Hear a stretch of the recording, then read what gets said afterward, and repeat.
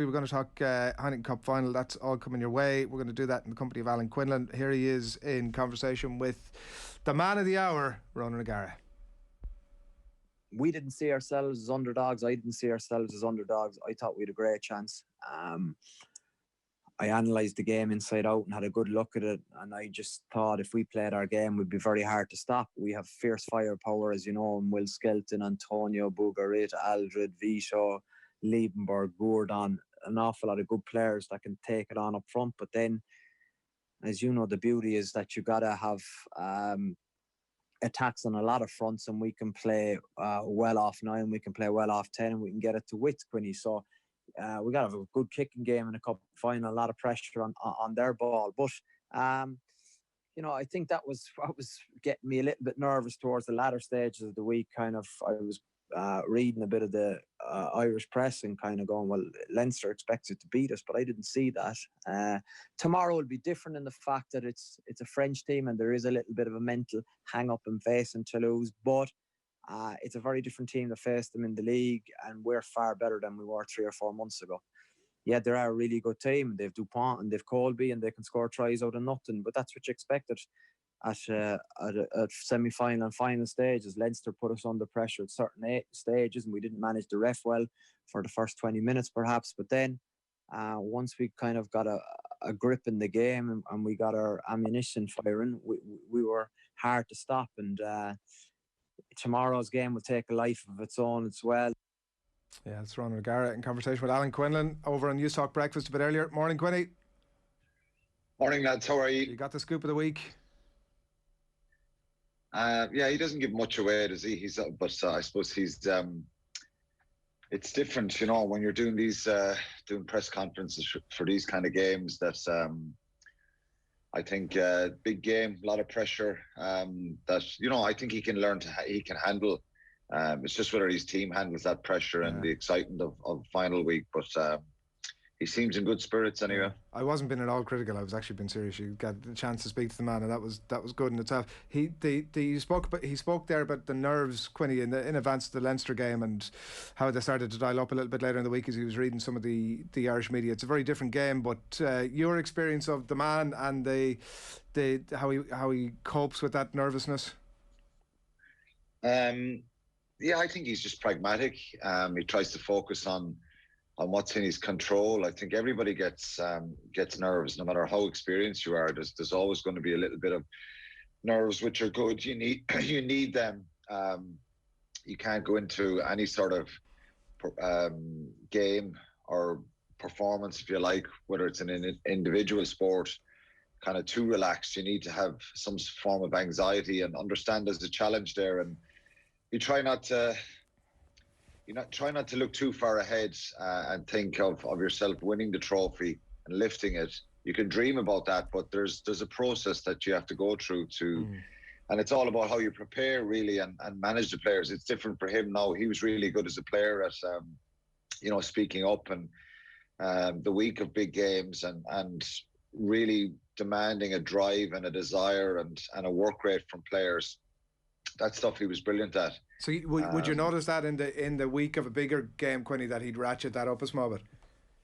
Yeah, look, everybody gets rugby is very emotional. You need to get that pitch right, and big games. Everybody will go into this final like they always do, trying to give it their all, give it their best, knowing there's such a big prize there. But I suppose getting a balance between confidence, self-belief, aware of the threats and the dangers, things you're conscious of what the opposition can do, and hoping you can start into the game and settle into it well. Sometimes, you know, I've been involved in finals where there's too much emotion, and you know, there's a lot said about that final in 2000 when we played Northampton, that maybe we were too emotional and a little bit slow out of the blocks. So somewhere in the middle is good. Being very conscious to the opposition that if you don't turn up right, even if you're favourites, that the opposition can catch you out. So he was really good at getting that pitch right, speaking up, very simple messages about questioning people's desire and work rate and what they're going to bring. And then tactically, obviously you have game plans and stuff like that to try and implement, but sometimes they go out the window and players have to manage that themselves throughout the game, the tempo of the game, and what way the flow of it is going. How much a part of O'Gara's success this season, Alan, has been down to the fact that he's managed to channel his own love for this competition into that dressing room? Because sometimes you get French teams in the Champions Cup and you start to feel, oh, they only care more about the domestic league than they do about the Heineken Cup. But it seems that this La Rochelle team are acutely aware, as much as we've seen a French team in recent seasons, about the importance of this competition. Yeah, I think it would be important, yeah. I think, obviously, when the round 16 draws came out, you know, you looked at what way they were playing out. Leinster had Toulon at home.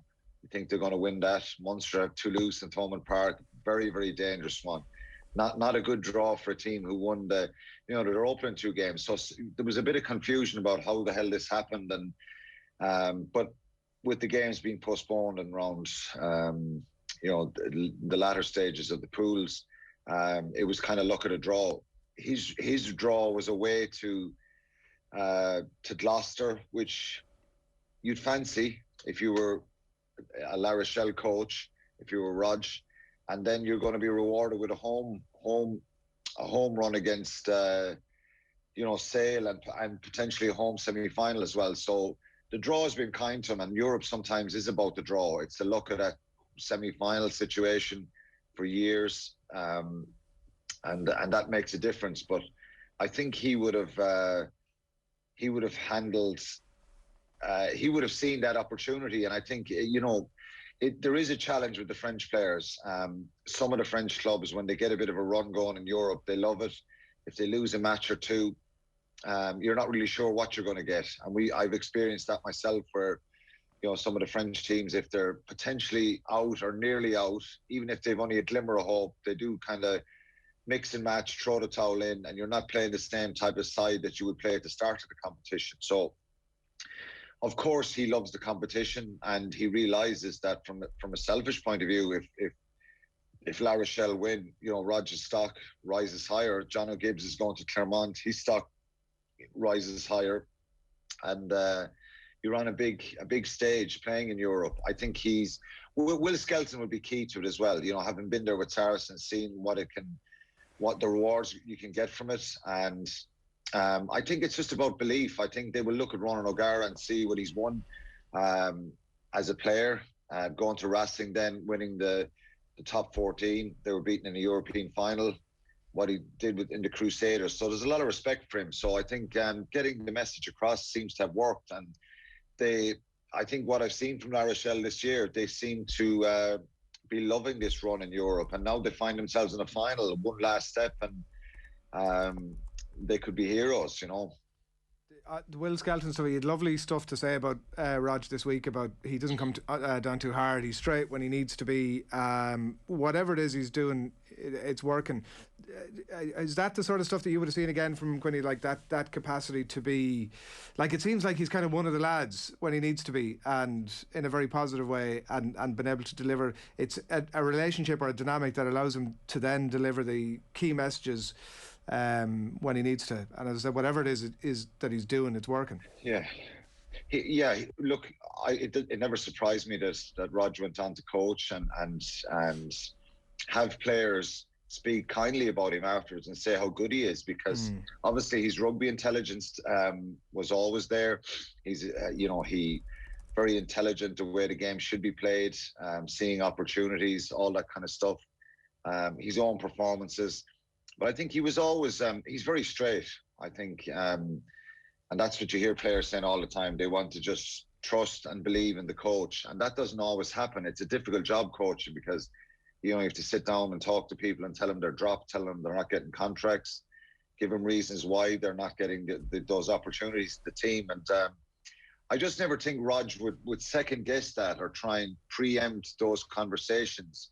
I think he would be always honest, and he wouldn't have to think about that. What do I say to this guy now? How can I give a bit of a spin on this? I think he's just very straight and direct, but very relaxed away from that. He treats people, he's an intrigue for people, I think. So he would like to get to know players. And I think, but then you realise that, if you mess up in training, he would give it to you, and he gave it to me several times. And I was running around after him trying to kill him for the rest of the session if I was on the opposition, or if we were mixed and matched, or if I wasn't playing on that particular weekend.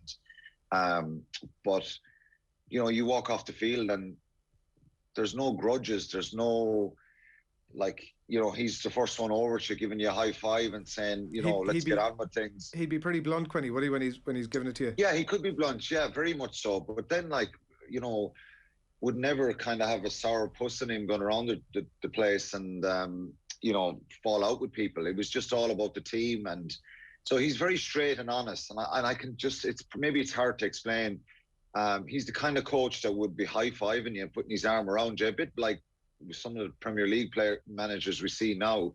But there would be a fear then if you let him down, if you didn't turn up to training, and if you were dropping your standards. Because I know that myself, losing concentration in training, turning up with, you know, half asleep, like he hated that the same way as Paulie did. And that's why those guys are, you know, it doesn't surprise me that they're on at the next level and they're coaching, because they obviously have a massive understanding of the game. But, you know, managing people isn't easy. You know, you can have all the knowledge in the world about the way you want the game played. And I just think he likes to get on with people, and he's straight up. Like some coaches I would have had over the years are, you just don't know what they're thinking. You don't know if they like you, don't like you. Are they trying to rule with fear? Are they trying to keep their distance? Are they very conscious of that? Well, obviously myself and Eddie didn't click at the start of our careers, and I probably drove him mad, Eddie O'Sullivan. But coaching is different nowadays. Like, I think. And how would that manifest? You don't have to motivate players if you're going about the place, and, like, you know, that thing like you're saying about, because the high five and stuff doesn't work for everybody, right? Like, you know, Jurgen Klopp obviously is a big example. I think that certainly stands out for me when you're talking about Ronan there. But what would with a coach like Eddie, how does that manifest itself? Well, Eddie said it himself. He didn't have time to get to know fellas and kind of put his arm around them, and it was he was under massive pressure. I think he was the one who came out and said that.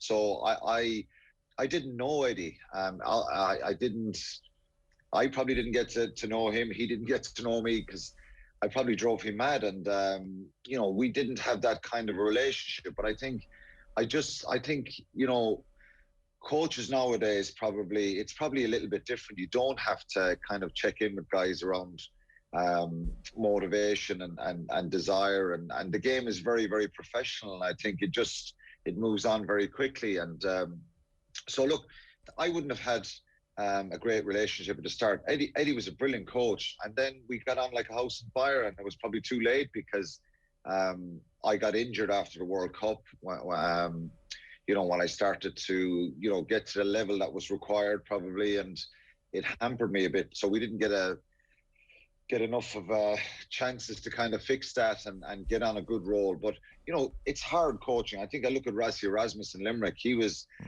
got on well. He seemed to go around with a smile on his face all the time, and really want to chat and know players. Declan Kidney was brilliant with his man management skills, but some mornings Declan wouldn't, you know, he would have that big grumpy face in him, and he wouldn't talk to you, and you'd know to stay away. And it depends. Everyone handles the pressure differently. From what I just know of Rog, and obviously he hasn't coached me, but I just know he's the kind of fella that turns up and he brings a bit of energy into the room. He makes it simple. And the one thing that he really, really always demands is, you know, attitude and fight and desire and, you know, front up. And I think they seem like obvious things that everyone will just turn up with. But a lot of the time we need reminders. It's hard to get that emotional pitch right all the time. So he loves fun. He loves having the crack as well. And I think you hear that from the players. I remember going over to Racing a few years ago and meeting the Racing players and just standing back watching the engagement he had with them and the way they spoke glowingly of him. I know he was only an assistant, and, you know, he's head coach for the last 2 years in La Rochelle. But to hear players come out and say stuff, no, they're not going to come out and say bad stuff, but they're talking about what he's done for them individually. Like Victor Vito, who's won 2 World Cups with the All Blacks a few weeks ago, was talking about how he's helped him believe in himself more and get the best out of himself in recent weeks. And you saw some of his performances, you know, in the Sale game and in the quarterfinals and against Leinster. Superb player. He's 34, but he's kind of reignited his desire and getting the best out of him. You hear Skelton talking about him. And I'd seen that before with some of the French guys, the way, the respect they have for him. Look, he's going to fail. He says that himself. He has failed as a player. He's not going to do everything right. So, but I just think he understands really, really hugely what's required to go out and be a player, perform. And as Will Skelton says, it doesn't always mean you're going to be a great coach, but I think his rugby knowledge and the way he sees the game played has helped, obviously. And then his personality with getting to know the players. But don't get me wrong, Rog isn't this fellow who bounces around the place with a smile on his face all the time. He could rip you to pieces in one swoop and chop you down to size. But he always had a great ability to, if he did that with you, to tell you that he believes in you and he knows you're better and that the team needs you, which is a great skill in itself. And you just know he means it. So that's why he achieved so much in his own career, I think, because, you know, against probably the odds at times, physically he wasn't the biggest fly half in the world, and that was something he had to continuously challenge with. But I always saw him, and the kicking, of course, as well, I always saw him spending so much time after training kicking penalties and spending so much extra time in the gym trying to make himself stronger and more powerful. And again, that doesn't make you a great coach, but I just think he gets on with people and he likes to get to know his players. And maybe, you know, I'm not criticizing Eddie O'Sullivan, because I think Eddie was a brilliant coach and had great success, but Eddie wasn't that type of coach, and a lot of coaches are not that type. But I just think the way, and it doesn't mean that everybody has to be like that, but I just think Ronan, being so relatively young as a coach, he likes to bounce around with the players and have chats with them and have a coffee with them. And traditionally, the history of my experience would have been, you know, the coach wouldn't do that. The only time you'd really be kind of having a drink with the coach was after a big win, and he would mix around with you. But otherwise, the kind of mentality was, you know, keep your distance from your players, because you could be sitting down with one of these guys on Monday morning telling them they're dropped. Whereas he doesn't mind having a coffee with you or a pint on Saturday night and actually telling you, look, you didn't play well and we need to have a chat Monday, because he's the kind of fellow who's just, I don't think he what you see is what you get from him all the time. Well, and it'll be another challenge for him when he's Le Grand Chef next season. That's going to be another big challenge for him. Well, you know, when it comes to contract negotiations, stuff like that. All that notwithstanding, Quinny, like the recent record, last 6-7 games, really very much stacked in Toulouse's favour. Is that the way you expect it to go this weekend? Yeah, well, look, I think they're favourites, Toulouse, and I said this when I chatted to him this morning was, you know, the history of Toulouse going for 5, be the first team to ever win 5. There'll be massive drive and motivation. They'll be very conscious and aware of that. Maxime Médard actually played in the final in 2008. He's the only one who's had that success in Europe. So Toulouse haven't won a Champions Cup since 2010. So it's a long time for them as well. So their players haven't experienced this either. But I think the history and the competition and the club, and I always say this about Munster, maybe it's just because I played, even though, and you know, Leinster players will say it themselves who retired, they've won 4. You know, when you win European Cups, you kind of, you forever associate yourself with that competition and your club with that competition, and you kind of get the feeling that there's a standard there and that we have to turn up and play well in Europe, and this is important to us because previous people have won it. So I think Toulouse, that history of the club, and they always competed so strongly in Europe. So they'll love to be the first. That's a great challenge for them. They're coming up against the side who, you know, 6-7 years ago were in the second division in France. So what La Rochelle have done is amazing, but it won't count for anything, any of that history.